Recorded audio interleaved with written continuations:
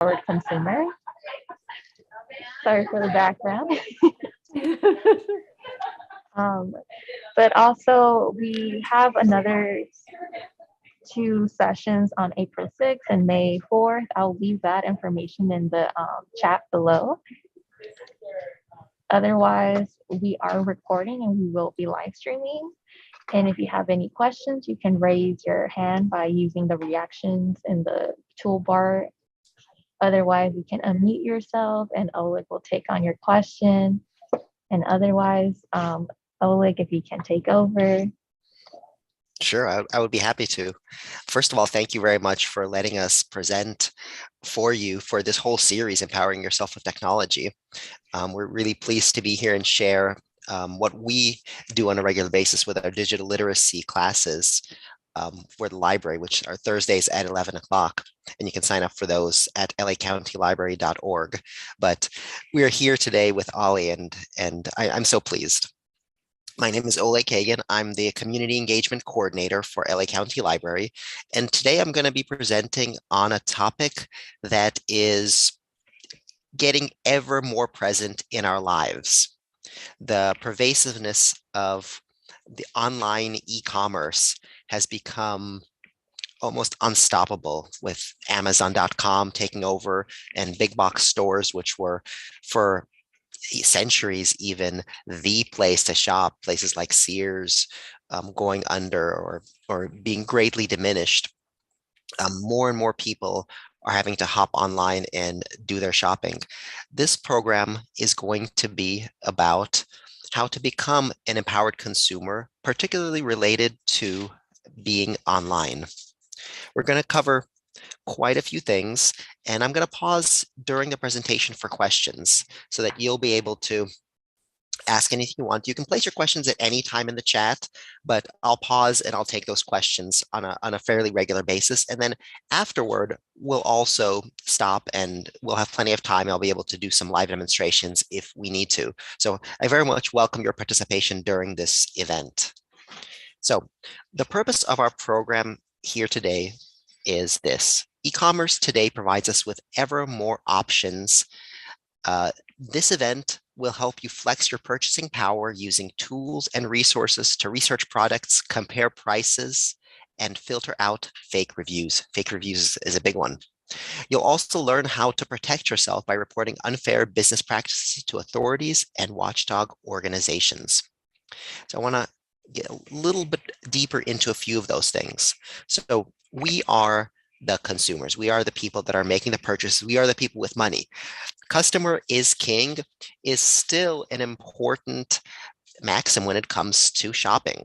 And so everything that we're doing here today, becoming empowered, staying empowered as consumers, is all about flexing your purchasing power. You can buy from many different places. There are more options than ever before. And so how do you then figure out amongst all those options what to purchase? We're going to learn today how to research products. I'm going to give you some tips on how to get through all those massive options that are available online. We're going to learn how to compare prices. I'm going to give you a couple of websites that will help you aggregate all of the different options. We're going to learn how to filter fake reviews. I'm going to talk about how fake reviews work, and then give you a couple of websites. One is a plugin and one is an actual website you can go to that will identify fake reviews for you using algorithms. And then finally, we're gonna end up in a place where maybe we don't want to be, where we have to report fraudulent organizations or need a refund and get our money back and are having a little bit of trouble. And so I'll give you a few places where you can report unscrupulous e-commerce businesses, and also talk about a few other recourses you can take other than going through the official channels. So before we jump into all of that, I want to talk a little bit about the key differences between traditional physical stores and e-commerce platforms, because these key differences are what's going to kind of take us through what we're going to be covering today. First of all, the variety. As I've mentioned a few times already, the variety in the e-commerce world is vast. Physical stores, you tend to have what's available on the shelf. So there's a number of stores located within the vicinity. And if you're buying, some kind of doodad or widget, you're basically have the option of buying only the doodads or widgets that are available within your general proximity. When we're talking about e-commerce, you're potentially shopping from anywhere in the world. And it doesn't require any extra effort. You just go to a different website. And that makes a difference with regards to how much you're looking at and what choices you have. Information is probably the main thing that we're going to be talking about today. Physical stores, your primary source of information, maybe before you go to the store is a review in a paper or a magazine. But once you're inside the store, you can ask a salesperson, and they may or may not give you good information. They may or may not know the key details of what you're searching for. You also get what's on the shelf. So all of the choices that you have are what's right there.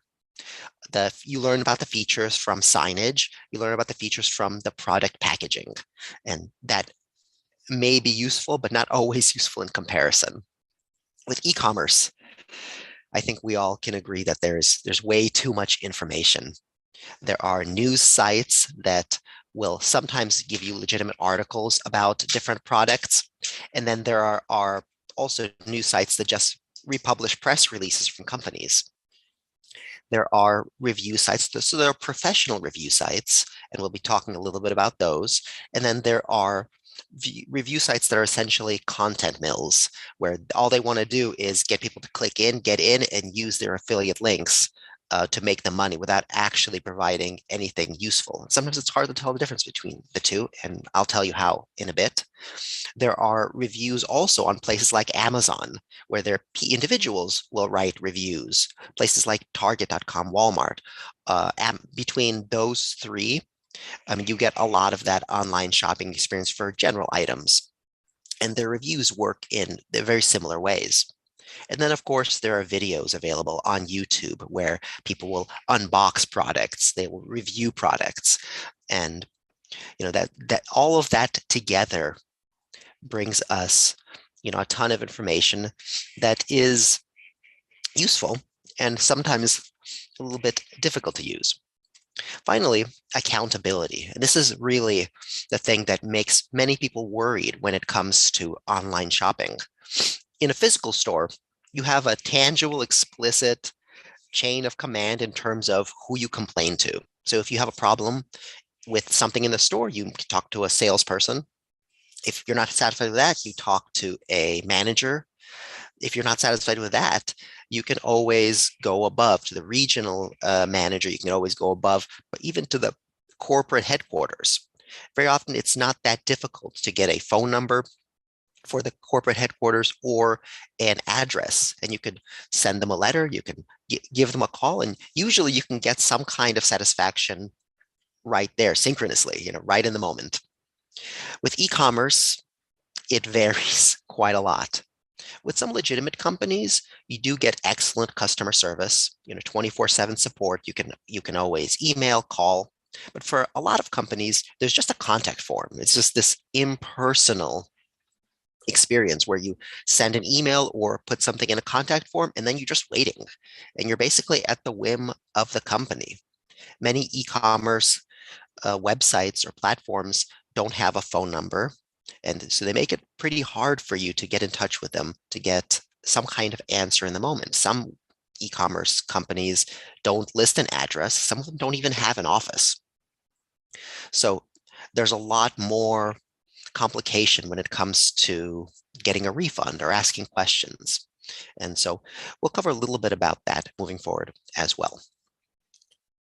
So what we're covering today is how to research products, and we'll talk about how to search for them, how to identify good ones. Then we'll talk about reviews. We're going to spend quite a lot of time on reviews. I'm going to bring up some examples of websites, give you some examples of fake reviews, and teach you a holistic way of identifying fake reviews and websites that may not be as useful as others. I'll share with you, as I mentioned, a couple of sites for comparing prices, and then we'll talk about accountability. But before we do that, I'd like to find out more about who we have in the audience today and what your experience is like with shopping online. So I have a few questions, and you can post your responses in the chat, or if you want to, you can unmute yourselves and also share that way. Just maybe raise your hand so that everybody's not talking at once. But probably the chat is maybe the easiest for the moment. So the first question is, it's very simply, what percentage of your purchases are made online? That may have changed within the pandemic. I know that we weren't able to go to stores; it wasn't as safe. So, oh wow, 80%. That's I think that may be what many people are getting to. 50%, 75%. Wow. So you're all with me here. This is an important topic for you today. I would say mine is probably maybe around 65, 70%. I'm still the kind of person who goes to CVS to buy little things because I don't mind grocery shopping so much because I like to choose the products that I like. Sometimes you order groceries online and they bring you the stuff that's not exactly the brand you like. Okay, so if we're mostly up past 50%. So you guys buy most of the things that you purchase online. So the next question is Instacart. Yeah, Instacart. That's grocery shopping. I know my wife orders a lot of things from Amazon's, Amazon Fresh, or I think it's what it's called. So maybe we should try Instacart because Amazon uses too many bags. How comfortable are you with online shopping? So the question really is, how do you feel safe when you shop online? Do you feel like your shopping experience is secure?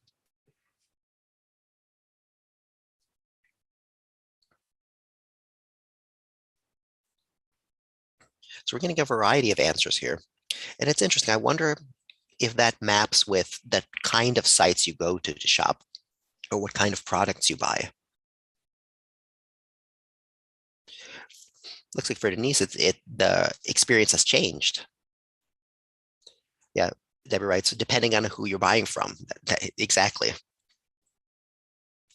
Well, it's good. I'm glad that a lot of people do feel comfortable and safe shopping online because there are arguments for both.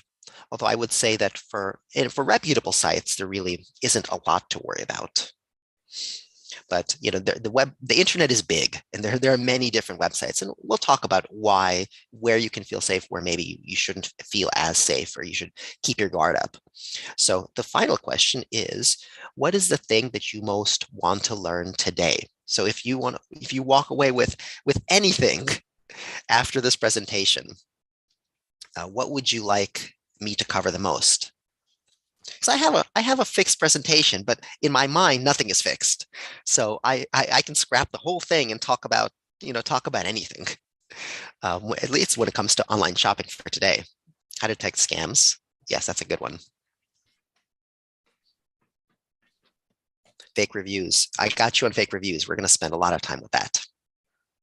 Scams are a big one. And if I don't cover scams enough, by the end, remind me and I'll give a little bit, because I have more stuff on scams than what's in this presentation.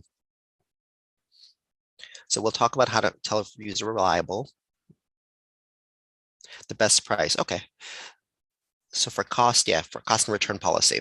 So the sites that we'll cover will be primarily related to price, but I think you basically, for that other stuff, you have to go into the website and actually just read the fine print. Unfortunately, it's not easy, but it's true.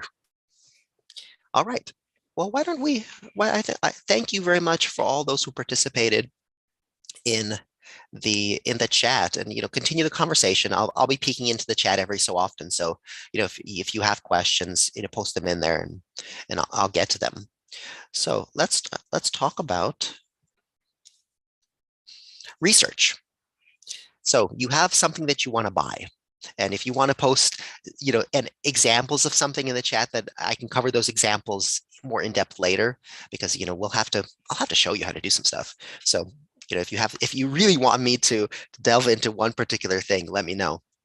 So you want to buy a doodad, and There are many doodads out there, lots of companies that sell them, and many websites that sell them. So the first thing that you can do is really simple, and that is just Google whatever you're looking for. And the key to Googling relevantly and successfully is to really hone in on the keywords that might be useful. So with any product, there are many different qualities. So you can look at what the name of the specific product or multiple names for whatever the product is.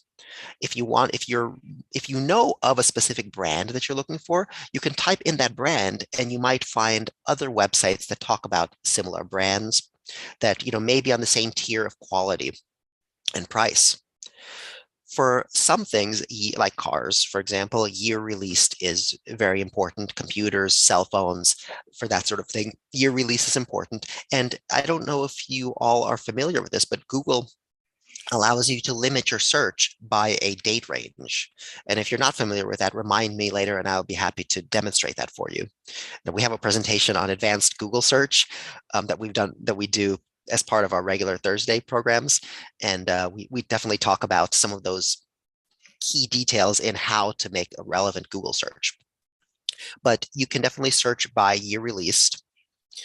And once you get that, then you're starting to get a composite picture of the kind of products that are out there and the most popular brands, at least the ones that are spending most of their time or a substantial amount of money with online marketing, and the companies that a lot of people are talking about. But doing that basic research might still leave you overwhelmed. And for that, there are professional review sites.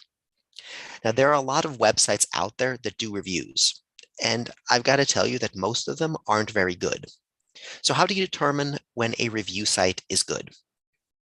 I'm going to cover the things on the slide, and then I'm going to get into a few websites, and I'll show you specifically some examples of what I'm talking about.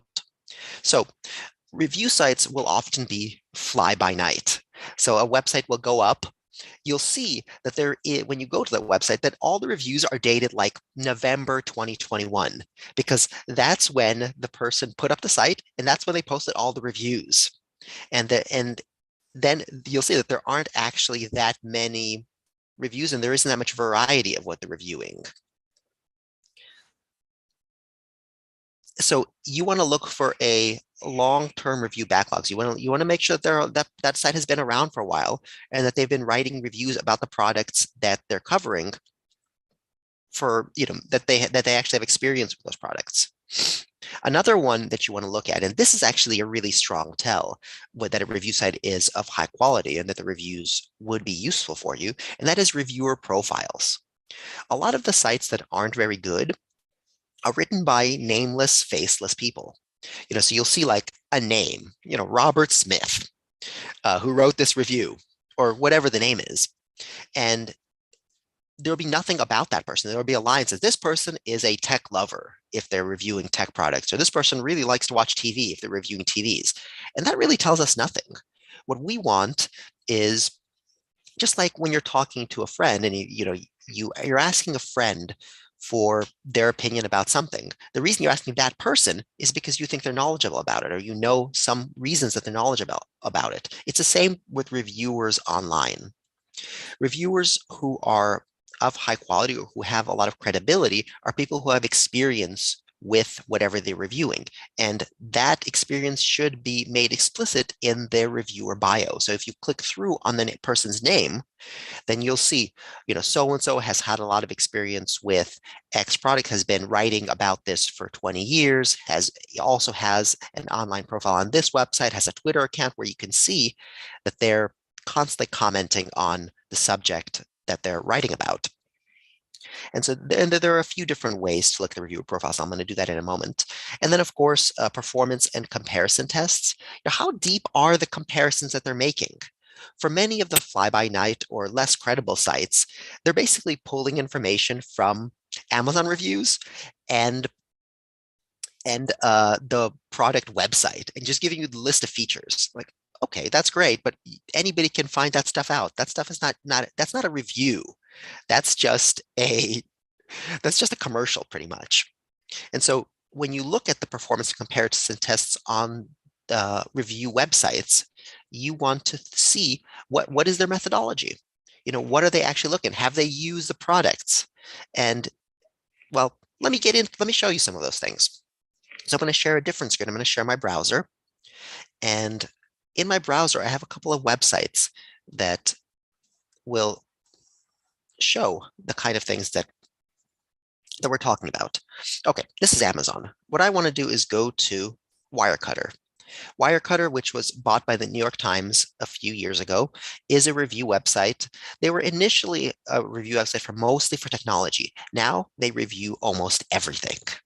So as you can see on the website, there's a lot of different categories here. The main things that reviews are useful for are like appliances, tech, because especially big purchases, you don't want to go into making a big purchase without doing some research first. So here is their review on the best laser printer. But really, I can click almost any review on this website, and they're formatted almost the same way. So here I am in the best laser printer. You can see there's a reviewer here. There's a link to his name, and I can click open new tab, and we can see something about Mr. Q. Is editor covering? So this is the stuff he covers. He reviewed for USA Today, Digital Camera HQ, 4 years testing printers. He has confirmed they all suck. Indeed, printers are bad. And he's written a lot of other reviews. He also has, his email address available, so you can always. This is actually just a generic email, notes at Wirecutter, but you can actually contact Wirecutter. He has a Twitter account, which I presume that if we go there, he talks about the kind of stuff that he reviews. So he's a real person, essentially. I read, I brew beer. This is a personal account. I play with my dog. I edit Wirecutter. Well, he plays with his dog, so that's good. But he talks about all sorts of things here. He talks about a lot of tech stuff here. He posts memes, but he's a real person. So that he has a reputation to protect, and he puts in his LinkedIn profile as well. All of these things can be compromised. And these things don't necessarily mean a person is legit, but they help because this person cares about their reputation. So back to the laser printers. When we go down in reviews, there's with Wirecutter or sites like Wirecutter, there's usually a summary. It tells you what their picks are, and it has their pick, and it's bold and everything. It shows you a couple of different places you can buy from. Sites like this tend to make money from affiliate links. So when you click here, it's a special link where the HP or wherever the site is, sometimes they link to Amazon, sometimes to HP. Here they link to Staples. The site will have a special code that tells them that these people came from Wirecutter. So if you buy something from their site, or sometimes even if you just go to their site, they get a little money for that. So there's a lot of detail that Wirecutter gives when it comes to the printers that they select. And so they usually have a. Sorry, I'm scrolling fast. I know that's difficult for some people to follow, so I'm going to try to scroll slowly. So they usually have their main pick. They'll have their budget pick. Unfortunately, their budget pick is not always that cheap. That's what I've noticed from Wirecutter. Their second best pick, and then their upgrade pick, the one that's if you want more stuff, you can also get more stuff. Delina asked, who gets money from us going to the site? So nobody gets money. Well, they have advertising. So in this case, the New York Times, but usually it's whoever. If it's a review site, it's usually whoever is the owner of the site, the company that owns the site usually gets the money. So what I really like about Wirecutter, and I'm going to scroll down, so they have comparison here. The research here. This is the part that I really. So I go to Wirecutter and read reviews for things I'm not even going to buy sometimes, just because I really like their methodology. Why you should trust us. This is really important. So Wirecutter has covered printers for a lot of years. My editors have kept an eye. They've considered reviews from different places. They've tested a lot of them. We've considered 157 printers and tested 19. So they actually have used the printers. They put in 25 hours of research, look at 50 models, ultimately testing 3. So they've actually done this. So they don't care if you buy the thing. They want you to, but it doesn't really matter if they do. But they create a situation where they're explicit about what they're reviewing and how they're reviewing it, and that's important. So laser cutters aren't for everyone. Why aren't they for everyone? So they give you an idea of the product. They tell you how they picked, how they narrowed the products down, the features they think are really important for printers or for laser printers, and then they cover a little bit more detail. Rare are sites online where you're going to get such detailed reviews. Then it's in how we tested. This is the part that I like. So what do they actually do to these printers? They printed different things, and then later they get down to what's their pick, and they tell you why they printed that. Sometimes with Wirecutter, they'll even have multiple reviewers working on the same product. They'll also get experts on why. They'll have experts who, for example, with like their coffee reviews. I'm a coffee person. And I used them to when I bought a new grinder, and they have coffee experts testing the products and giving their feedback on why certain products are better. Linda wrote in the chat, is Consumer Reports useful? Consumer Reports is useful.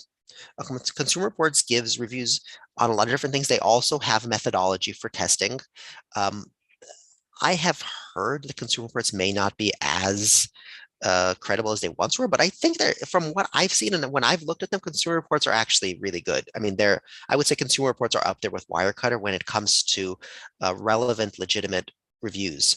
Consumer Reports is, last I checked on their website, Dylan asked, is Consumer Reports still free?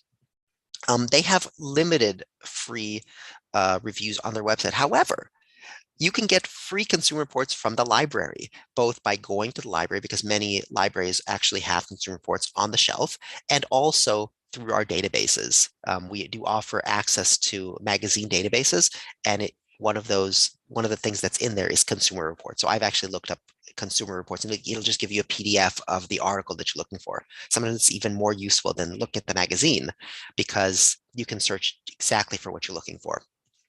And I can show you, remind me later on, I can show you how to get there. So this is a good review site, Wirecutter. And I think it's probably, I've been talking about Wirecutter for a while, and I think it's pretty clear why Wirecutter is a good review site. And so these are the qualities to make a good review site. Cnet.com is another site that I happen to know that this site has been around for decades. It's been around for a long time. Now, this is a bit more of a clickbait site. So their articles aren't always reviews. They're not always in-depth reviews, but they do often have reviews, particularly for tech topics. So I wanted to show, I saw one here earlier, and I wanted to show it to you. So they post a lot of stuff. And when a review site posts a ton of stuff, or when a site posts a ton of stuff, the quality of each individual item is probably not that great. But I wanted to show you a review that I saw here earlier. I was looking at it earlier today. Let me show you more news. Latest. Let me see if so there was actually a review on pet insurance of all things. I might just have to type it in the chat, because yeah, I'm going to type it I'm going to scroll up and I'm going to type it in. I'm going to type it in the search bar. So I'm going to go to back to their main website, because things happen so fast on Cnet that sometimes it's hard to keep up. So here's the little search thing, the magnifying glass, and wait for it to open. All right, click on that. All right, so here's the search, and I'm going to type in pet insurance. I don't know if anybody on this in this class here is actually interested in pet insurance, but I thought this review was interesting. The best, just to see advertising pops up. The best pet insurance companies for March 2022. When you see that for March 2022, it doesn't always mean that it's it's that up to date. Websites will often have dates in the headline because it helps them with their search engine rankings. So best pet insurance companies for March 2022. So we just saw, so they have a summary up on top. They kind of talk about what pet insurance is vaguely, and then they got right into just the different companies. What you see mostly here, this is a little bit more in depth than just features, but a lot of it is just features. And so this website doesn't get that deeply into what it's actually covering.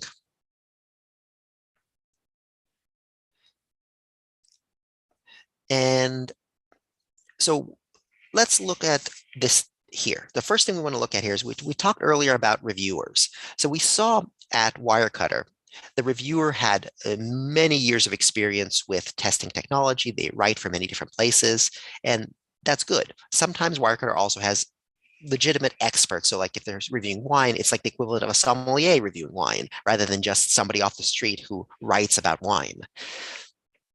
So what we have here is Courtney Johnson. Let's click through. So I'm going to click through to her name. I'm going to click on her name, and here she is. So Courtney is an editor for Cnet Money. Editor has a different meaning than it did in the past when an editor was the head of a newspaper, or even the head of a section of a newspaper. In Cnet or in many online websites, editor is just a person who writes for the paper, for the place. Let's click see full bio. So here's Courtney Johnston. She's an editor for Cnet Money, passionate about financial inclusion and literacy, where she's from. So this is a real person. So, one good thing, she's an actual person. She doesn't seem like it's just a fake name. It doesn't tell us anything about why she's a good person to review pet insurance. But she does have a co-author here, and that person is Mandy Slight. Mandy Slight is not a she's a freelance writer. She's not actually a writer for Cnet, but let's click her full bio because this will give us a little bit more information. I hope what I'm covering now is useful because I'm getting kind of deep into it, and let me know if what I'm covering now is helpful. I tend to get deep into it because that's when you're actually doing the research on products. Sometimes a few clicks is all it takes for you to find out whether something is actually useful. So this person is a freelance writer. She has been an insurance agent since 2005. Okay, so that gives us a little bit more information about why she was on this. And so, but she's generally just a writer. She creates content. When somebody says, I create content, it means they're a writer online, and they do a lot of content. Not all that content is of equal benefit. Sometimes the content is not that good. In this case, this article doesn't go that deep. It mostly just gives you an overview. And that's what these kind of sites are good for. When you have legitimate reviewers, more or less with some expertise on the topic, but the actual text for each item is not that deep. The good thing about this is that it gives you a sense of the different companies that are doing whatever it is. So here, if you knew nothing about pet insurance companies, now you at least have 5 different companies that you can think about for your future, and you can make a list of your own, and then you can go to their websites and you can compare prices, compare what their coverage options are. So then now let's move to a site that is not very good. Hook to Books. The name of this site really, it draws me in. I'm a librarian. I love books. I think there's some other folks out there that love books. And so you get a site like this,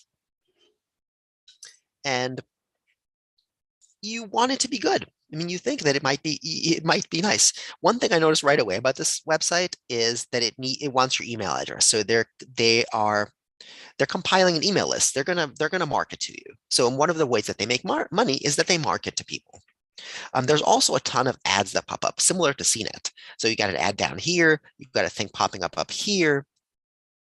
As you find, they have a Facebook group, so they're trying to build some kind of community. Okay, so they do gadget reviews. They do review. It's really a review site. So let's look at some of their reviews. So let's say like floor lamps. Reviewing floor lamps is is a bit of a pickle, because how does a person, are there experts in floor lamps, first of all? Second of all, this person reviewed 10 best floor lamps. They reviewed 10 lamps. We ask ourselves, how did this person, Forrest Weber, review? Did they contact the companies to get lamps sent to them? Did they buy 10 lamps and try them out in different rooms of their house? So red flag number one, how did a person review 10 lamps? Unlikely that this person actually tried these lamps. Let's try the reviewer test. So Forrest Weber, let me click on this. So there, when I roll my mouse over it, it says view all posts by Forrest Weber. I'm going to click on that. Wait, there's no bio. It doesn't go anywhere. It just goes it goes back to hook to books. Red flag, alert. This may not be a real person. Because if a site is legitimate, they want you to know who's reviewing the place. Dorothy asks, what is my viewpoint on YouTube reviews? I would say YouTube reviews are hit and miss. Sometimes the people that are doing the reviews know what they're talking about. Sometimes they don't. Sometimes they review a vast variety of products, and their reviews really aren't that useful. So I would say you watch one video and you say, is this person actually really getting in deep into what they are reviewing? Did this person actually use the product, or did they just get it, use it for one day, and now they're making a video so they can monetize their channel? So the way you can test that with YouTube is if you look, you can see if they have a long history of making reviews. If during the review they talk about how they tested the product, they showed their experience with the product, and if they sound knowledgeable about it. The nice thing about YouTube is that oftentimes you can see them using a product, which is sometimes a good way to see if the product will be good for you. So 10 best floor lamps. So already we've got red flags. How can a person test 10 floor lamps? Forrest Weber's may not be a real person. This is random picture here. Okay, so they have a top recommendation. There's a affiliate link. So they declare that we earn a commission from this purchase. You see this little picture of a lamp. Do they talk about how they're doing the reviews? They don't. They talk about how to find them. So there's general information that you can find easily. Might be useful, might not, about different options for floor lamps. I don't know if everybody will be measuring the lumens on their lamps, but this is information that is pretty easy to find elsewhere online. And as you can see, a million ads on this website, so many ads, so hard to read. Very distracting. Okay, so they have a rundown of the lamps. What they have about them: 4 bedrooms or living rooms. Thick shade ensures pleasant light. Something you can just see from this picture yourself. Not very useful. Okay, so they've got the bright test. Now they get a little deeper into it, but not that much deeper. First impression, sturdy. Okay, so maybe it looks like there's a picture here. Maybe this is a picture of the lamp in his house. Maybe not. We see another. Okay, there's another picture of a lamp inside a house. Maybe he did actually request those lamps.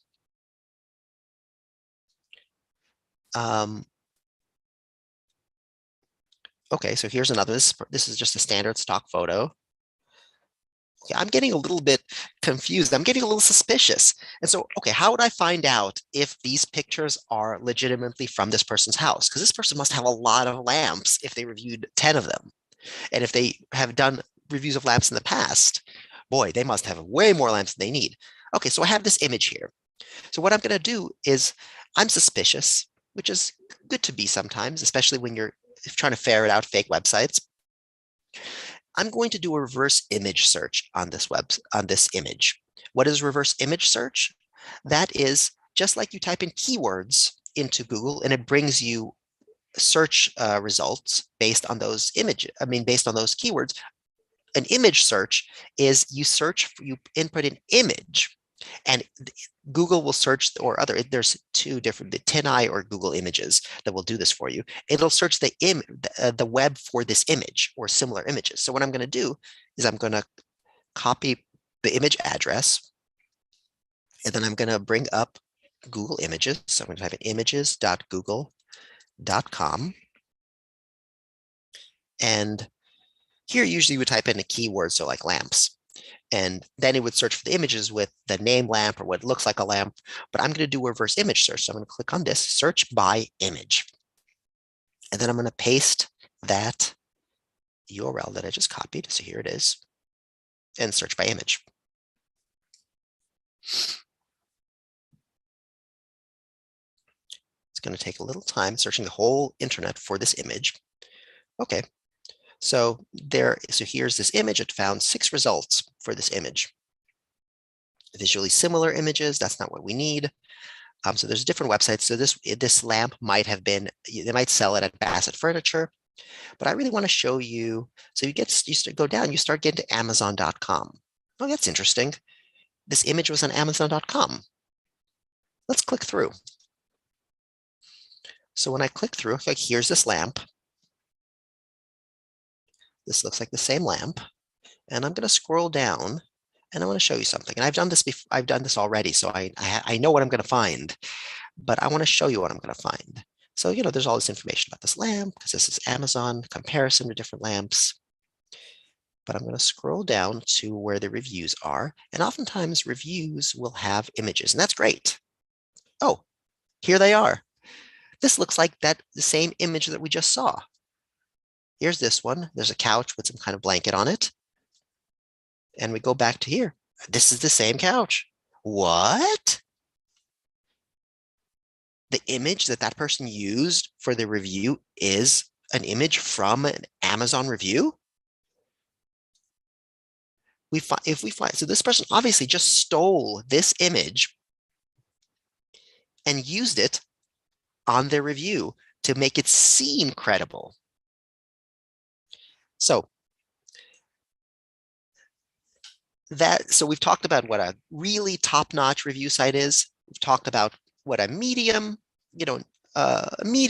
quality review site is, and we've talked about a review site that is not good, that is basically just post a bunch of fake reviews so that people will go into the website, sign up for their lists, see all their ads, and this is kind of the worst way for sites to function because they're just using people as money making without providing an actually useful service. We don't like that. So let's get back to the presentation, and then we're going to get into actual individual reviews. But before we do that, does anybody have any questions? Are you all with me? Is what I'm covering relevant? Let me know that I can't see your faces because I have my screen sharing on. So, let me know in the chat if what I'm covering is relevant. Or just now I'm looking at everybody's face. So now you can just nod if what I'm covering is relevant. Okay, so I'm seeing people nodding, so that's good. I much appreciate it. So let me get back to my presentation, and we will talk about, we're going to get to fake reviews. Fake reviews is what everybody's interested in, and it's a big deal. As sites like Amazon.com, which bring in products from all over the world and with sellers that may or may not be reputable. Same thing with Target.com. Same thing with Walmart. You may not know, but Target and Walmart also use third-party sellers on their website. So you'll find products on the Target website that you'll never find in the stores, and that's for better or for worse. And the way that people will often decide what to buy is using the reviews. So fake reviews obviously really put a damper on foundational ways that all of us are using the web and are doing e-commerce. So how do you determine whether a review is fake? It's hard to know for sure because sometimes regular people just post bad reviews. I mean, by bad, I mean low quality reviews that aren't very useful. But here are some ways that you can consider and think about fake reviews. So fake reviews are often either 5-star reviews or 1-star reviews, because if some company or some review broker is paying for reviews, they don't want it to be middleish. They want to tell you that you must buy this product. It's great. Or if they're reviewing a competitor's product, this product is terrible. It's very bad. So the reviews will either be 5-star or 1-star. Is the content, what does the content look like? Is it just one sentence saying, oh, this product is great, love it. I really like that one, love it. Is that actually useful for any of us when a review says love it? No, because it doesn't tell us anything about the product. How does that person use it? Who are they? Why do they love it? Not useful at all. Similarly, is it too vague? I use this doohickey and this doohickey worked really nice. It was easy to set up. Okay, fine. It gives a little bit of information, but not that much, not that useful. Are there any pictures in the review? Chances are when somebody posts pictures in like an Amazon review, chances are that they're actually using the product. Maybe that's, it's easy to set up a picture too, and it may not be true, but oftentimes the people who write fake reviews are really just in it to make a quick buck, and they're not in it to really put in the effort to create a picture of whatever the product is. For me, one way I spot fake reviews is the review actually helpful? And it's what I've been talking about up till now. 5-star reviews, 1-star reviews, not that helpful for me. Vague reviews, not very helpful. I mean, does the person actually talk about the product? When I talk about reviewers who do it for money, oftentimes they don't care about their grammar, spelling, or punctuation. So you'll often see, catch as catch can, typos. You'll see all sorts of random spacing on those kind of reviews because they're just trying to put up reviews as quickly as possible. And then we've talked about reviewer profiles already. So we talked about that on actual review sites. But let's talk about reviewer profiles for individuals reviewing on sites like Amazon.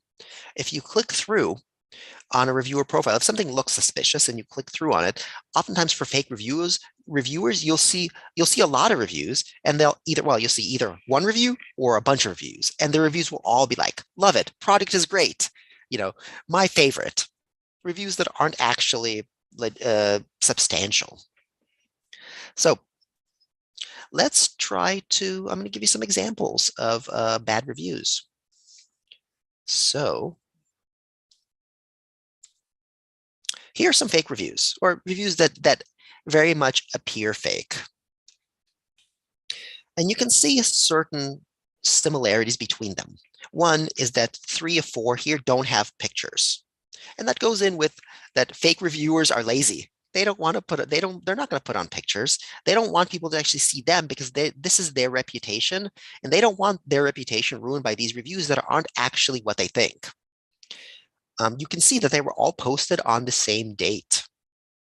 And so if you see a bunch of reviews that are all 5 stars, that are all not very substantial, posted in the same date, you can almost be certain that those reviews are not legitimate, that they're not going to be helpful for you. You can see that these reviews don't have very much content. Nice, we'll buy again.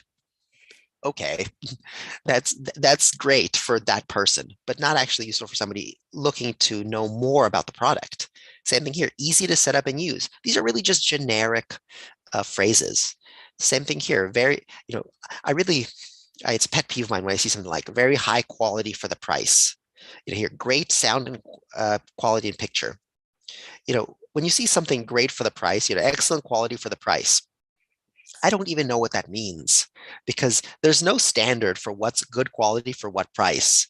Whatever that person thinks doesn't mean anything to me.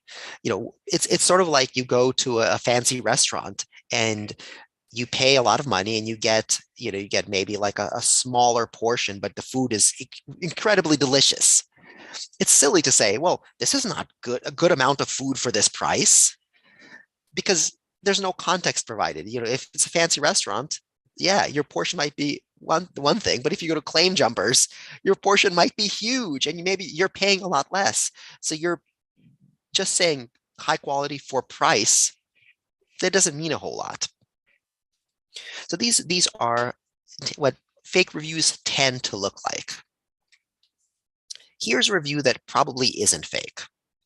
I'm not gonna, I'm gonna summarize this. You don't have to read this whole thing. The font is really small. So essentially, this is a person who wrote a 1-star review for external hard drives, so storage for computers. This person says that I run a small business. I ordered 18 of these 10 terabyte hard drives, really big external hard drives.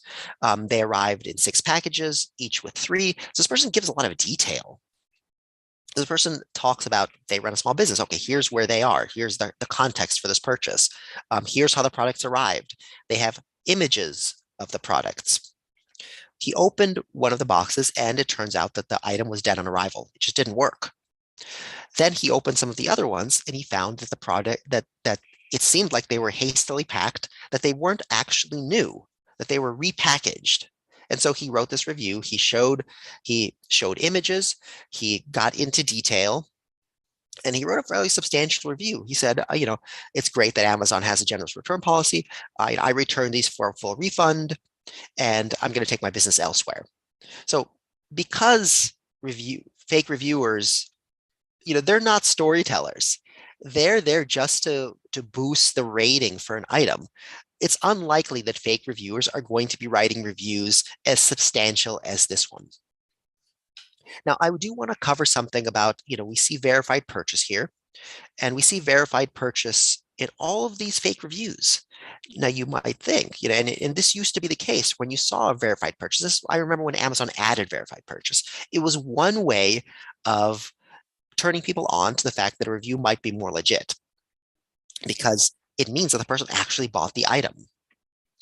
So this is the way this works with fake reviews.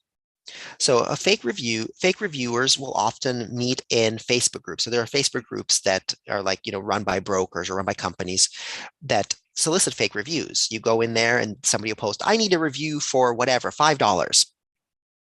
And so they'll send you you order the product. They may or may not even send it to the reviewer. They will then reimburse the person for the product. So if it's a $5 doodad, they'll send the person $5 and then $5 for the review. So basically they're paying $10 for the review and the fake reviewer gets this verified purchase. So the idea is that if a product is very expensive, it's less likely there are going to be fake reviews. That it just goes to, it's logical. But the verified purchase is no longer as useful a tell as it once was. So there are also some sites, here are a couple of examples of sites that will do a algorithmic analysis. So they'll use computers and some rules that they've come up with to automatically scan reviews and determine whether they're fake. So FakeSpot.com is actually a browser plugin. So I'm going to share my browser window here. Do you guys see my browser window now? Sometimes it's hard to tell. Okay, good. All right. So I'm going to exit this, the books website that nobody likes. FakeSpot.com is a browser plugin. So you can add it to Chrome. So I'm using Chrome, so it's added to Chrome for free. It's free. So I can add it, and there's also available for other devices and mobile phones. What this does is that it when you put it into your browser, and it'll actually bring up, it'll filter reviews for you when you go to different websites, and this works for Amazon. It works for other sellers also. This is what will come up on the screen. FakeSpot review analysis, and it'll give a grade right when you go to the Amazon website. And so you don't have to do anything special. You just put it on your computer and attach it to your browser, and it'll do the job of sort of blocking things out and showing you, making explicit what's fake and what's real for you. It'll give a grade to what the reviews of the product, and you click analyze reviews, and it'll give you even more information. Now, another website that does a similar thing, but just for Amazon, and it works in a slightly different way, is ReviewMeta.com. ReviewMeta is a site where you basically just paste an Amazon URL or web address here, and it will analyze the reviews for you. So are there any suggestions for what I should look up if you guys want to put a suggestion in the chat, I would appreciate it, because I have an Amazon page open, so I can always just make something up. But if you want me to look up something specific, or a specific type of product, I'll do that, and then we can analyze review. So Airbnb is so that's a website. I can't, this website is only for Amazon. So it has to be a product that I can get off of Amazon.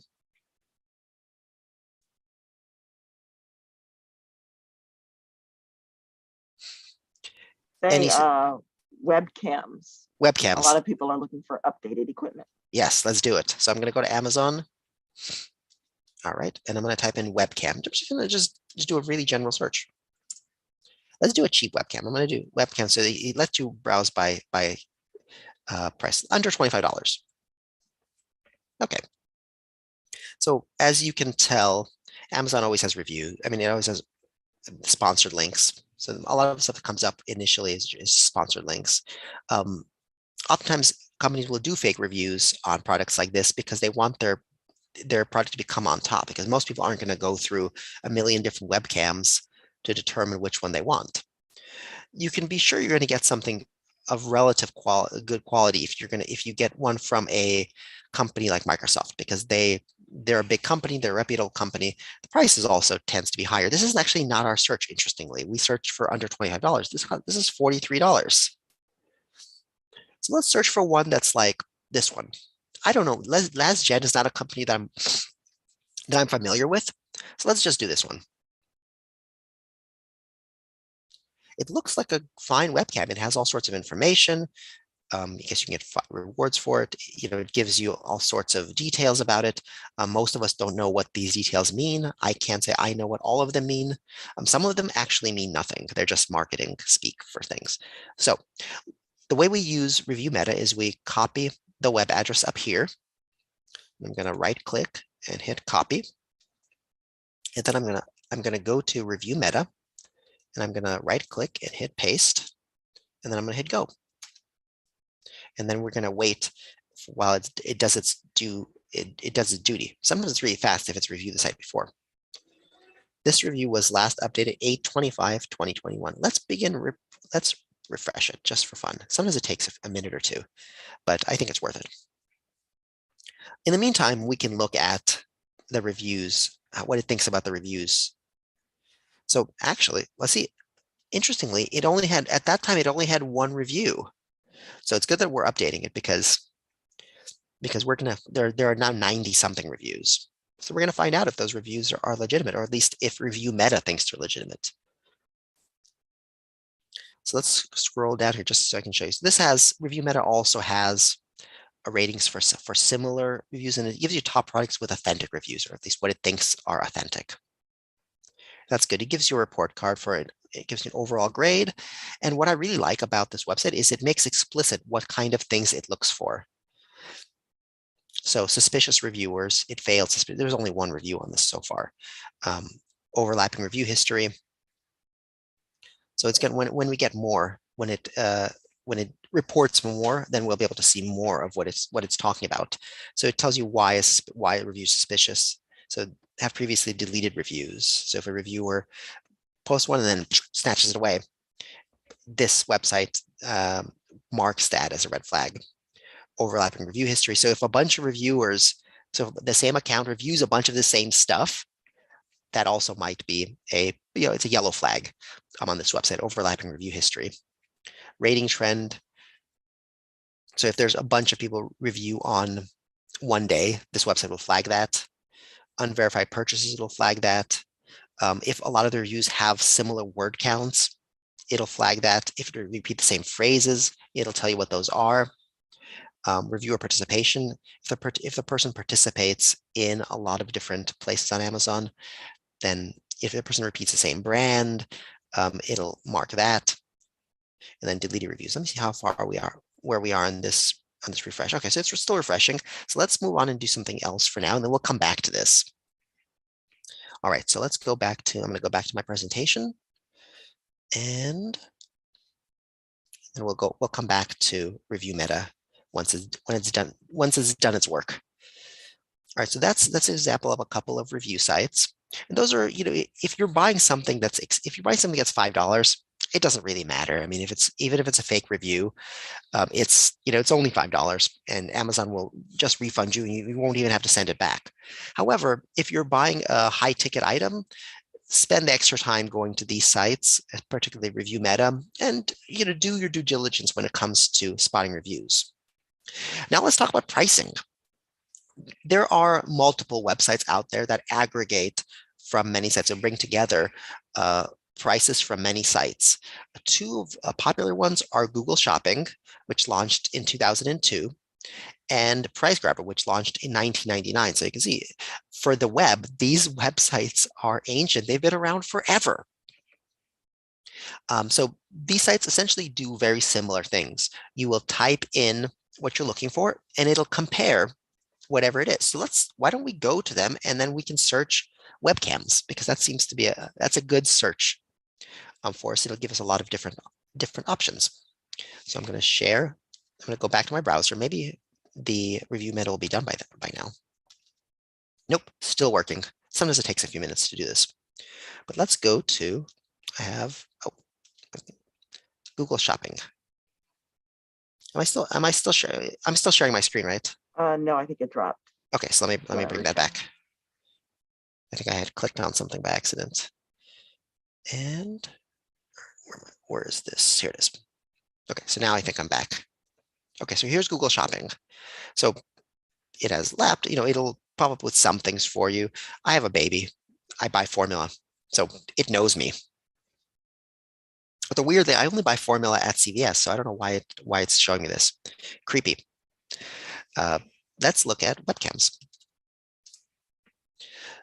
A nice feature of Google Shopping is that it lets you put a tracker on certain items. And so when they go below a certain price, it'll send you a notification. And that's always nice. So as you can see, so these are on top here, it's an ad. You notice that it's an ad.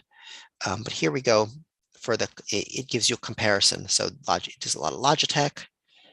It gives you the different prices. And so you can limit by different things here. So on the side here, you can see it doesn't actually give you a lot of brands on Google here. So you can available nearby it'll need a location search for you. Things are on sale, smaller stores. If you want to support smaller sellers, you can do that here. You can limit by price. Let's do $15 to $30, which is what we were looking for on Amazon. And I see you've got a lot more brands within this price range. I don't think the brand that we saw on Amazon will be there because it's just a random brand, but let's see. So we can do resolution, we can do used and new, free shipping, and here are the different. So it only uses these sellers, unfortunately. Although no, it looks like I got Office Depot, things like that here. This is where it's available in the store, so you can actually see that. So if we click through, we can click through on one of these items. So let's click through on this one. You can see so it sells at a different place. Gives you a comparison of Best Buy, CDW, and 5 other places. Click through and you can see the different comparisons. Total price. It's nice that it adds tax for you. It sells this for $79. This product is sold for $79 somewhere because the delivery fee is $42. That's something that you probably want to keep track of. I don't know what CDW is, but it's charging you $42 for delivery by next week. That may not be great. Newegg, value case. So there's different sellers here. So again, $83. That's a very strange. So you can see the huge difference in prices.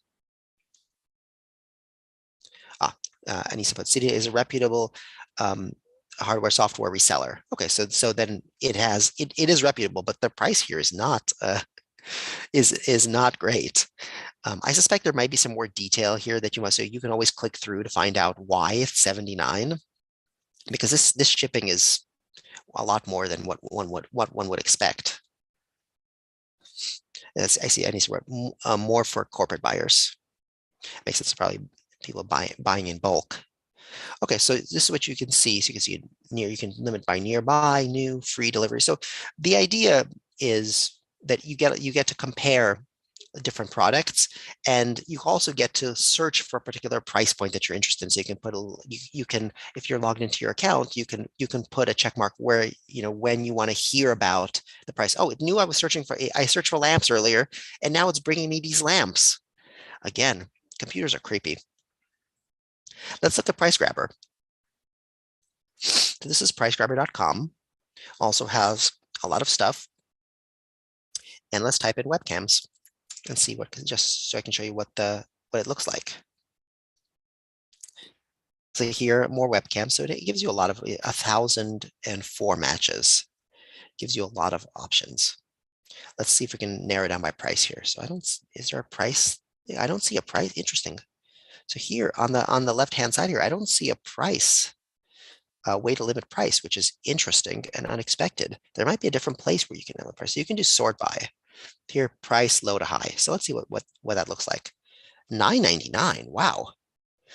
That is a very cheap webcam, as low as $9.99. So this looks like, well, it's as low as, so it may not actually be that price. So it's always, you read the text, you may not actually get let's click through. So this gives you, it goes straight to the website. So it doesn't even have its own, so pulsetv.com. I don't know this website, Pulse TV. It's interesting that they've knocked the price down so much on advertising that comes up. Interesting. I probably would choose not to buy this, even though this price is insanely low, probably because the price is insanely low. And when it comes to online purchasing and e-commerce, and then just in general online, and anyway, see all these things come up. Just in general online, if it's too good to be true, it probably is. I see 6 reviews here. I don't know if these reviews are actually real. They might be. I mean, I suppose they look okay. Or they may just have been written by the website. I don't really know. I just know that they're charging $9.99 for something that used to cost $50, and that seems a little bit fishy. So I would probably not purchase from this website. It's nice that they have a phone number though. I'm curious to see where this website is based. So they have a 24-hour number that could mean something about us. So this is in real time what actually is happening. So they have pictures of their warehouse. So they are actually a company, it seems, based on what they have written here. So they have a video of their company with boxes from Pulse TV. Real customers. So they actually post their staff, which is not something that happens often on websites. So that actually makes me feel better about this site, that they actually have stuff. It could all be fake, but they actually have like company facts, is web secure, the different ways you can buy. They have an address. I love this. This is not, when you see something with an address, that's nice. And you looking this up on Google Maps, you can actually see their office, and if they actually have an office. Okay, so we're getting low on time, and that's fine. We're actually approximately where we want to be. I'm going to go back to the presentation and quickly cover, and then we're going to do questions. So I know there's so much to talk about when it comes to this topic. And okay, so here we are with this. So we're actually right at the end with accountability. So if you feel like you've been deceived, if you feel like a company is not treating you well, and the company is based in the United States, the Better Business Bureau is a great website and a great organization that will help you sort out the issue. You can go to their website, bbb.org, and then put in information. You can also see other people's experience with that company. Have there been complaints at the Better Business Bureau about this company? Maybe you should consider not buying from them. The Federal Trade Commission, it has information about identifying fraud on their website, and you can also report items to them. Now, that doesn't mean that they're going to do anything about it, and they may not give you personally any restitution or any kind of satisfaction. It's the same thing with the FBI. You can report companies to the FBI. I mean, if you feel like they're a scam, and they will, they might pursue it, they might not, but probably they won't give you anything back. Another option that people have is what I call here go rogue, and that is to get on social media and post what happened. And oftentimes, these websites, especially, especially if they're fake websites, they really don't, they rely on people being quiet about what they're doing. So if you go on social media and you say like, this company did this, like they're not, they're not responding, then they will, they might just take their website down. They might, they might, like a grad, they might go back underground and come up with another website. They do this kind of thing frequently. But yeah, Anissa, but Twitter is a perfect for calling out poor customer service and shady operations. It really is.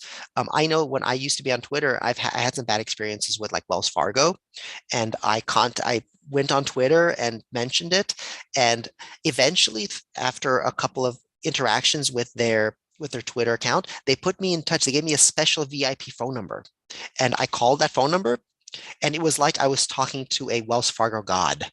That person, I told them what happened. They're like, no problem, I'll fix it for you right away. Like no explanation necessary. They were able to cut through all of the issues. And all I did was post on Twitter saying, Wells Fargo did me wrong. So it is helpful sometimes. There are also websites that are like watchdogs that will have, one that used to be around, I don't know if it still is, Consumerist. People would share their stories with them. Consumerist would then follow up and shame the company. Now, social media is also a place where increasingly, especially on Instagram, there are companies that are advertising and selling things. And before I conclude, you have to be careful on places like Instagram or Facebook when you see ads for products that look nice, particularly for clothing and other kind of products like that, because it's very easy for an organization or even a single person to put up a fake website. Making a fake website or making a website that looks like a legitimate e-shopping operation is very easy. It takes less than an hour. Buying ads from Instagram or Facebook takes all but 5 minutes. Deceiving people, then click and see your fake pictures and click and want to buy whatever it is, put in all their information.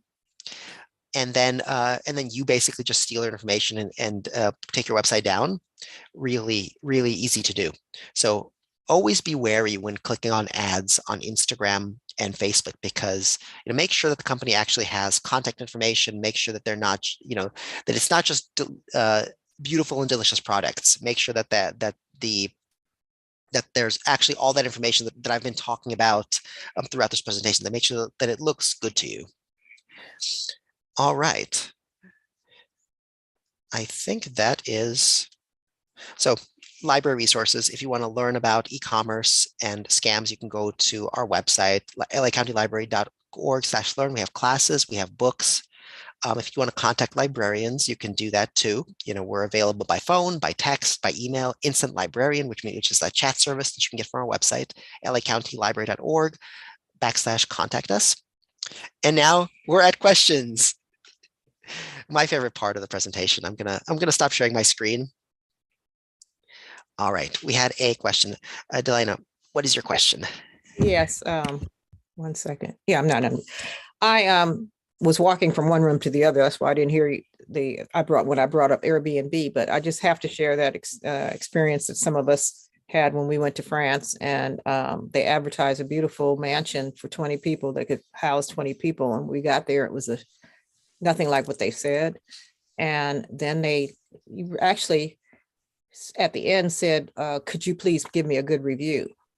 And we couldn't give him a good review. We put up the truth. And then he basically libeled us by saying, oh, this person, they did this and they did that. And so you can't even talk, they have no legitimate claim. Yeah.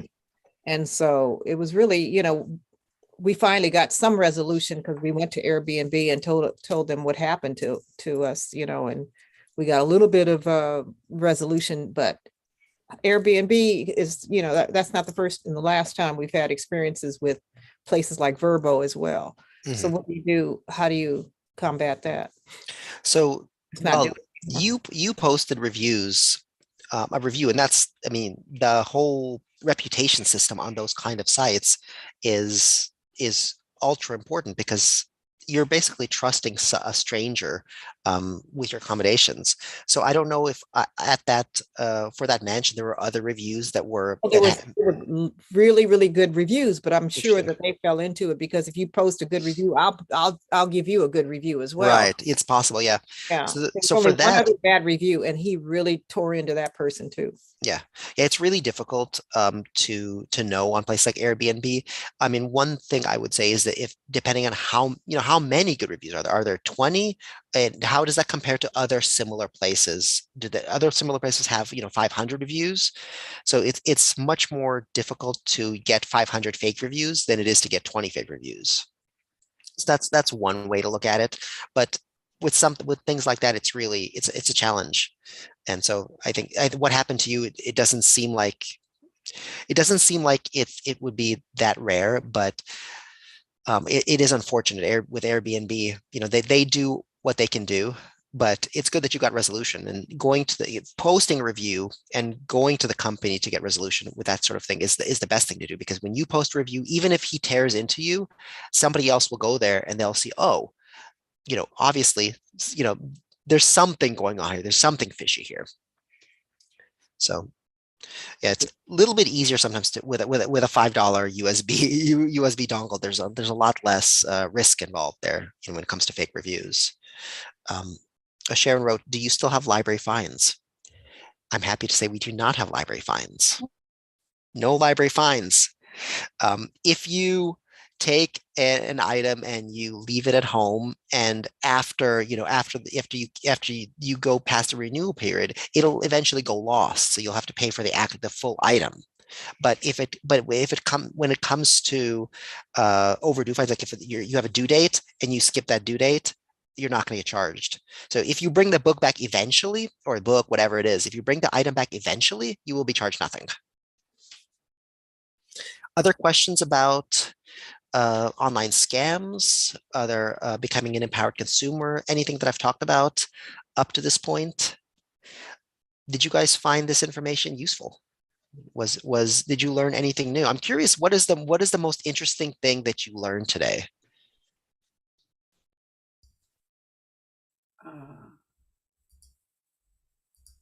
Mostly that it was possible to fact check a reviewer.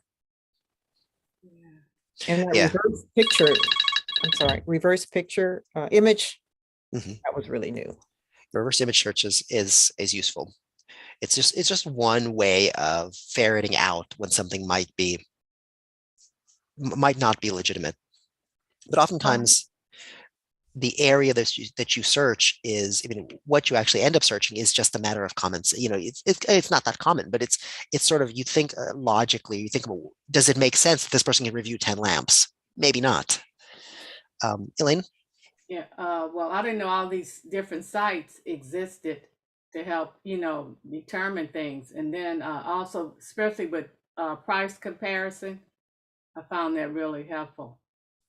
Yeah, really, this is a big issue with e-commerce, trying to find legitimate websites, trying to ferret out fake reviews, comparing prices with the amount of e-commerce that there is online. It's just using those sites is almost necessary, because even Amazon, there's so many third-party sellers that no matter what you search, you're going to get 10,000 items of the same thing, and so finding what a useful one is good. Other questions, comments, concerns, complaints, diatribes, non sequiturs? Well, you were talking about Amazon. And see, I always thought it was good to go look at the reviews on Amazon. That's what I would always do to see. I say, well, if I go here and it says this, then that means, oh yeah, I should buy this or I shouldn't. So now I know most of the things that I'm looking at on Amazon are fake.